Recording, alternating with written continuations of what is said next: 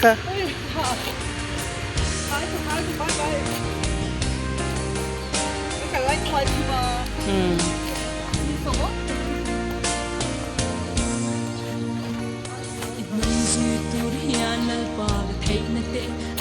Trin si a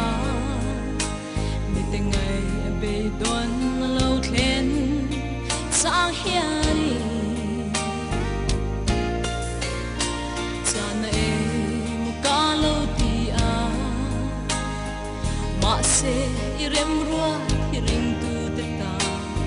sak lo tan sak nga alo ni lal parem rua ta hi Amakin siya tiya maharlua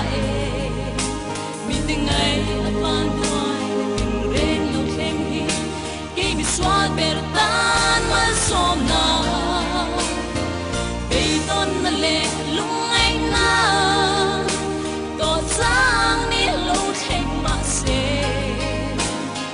Lalparem ruwa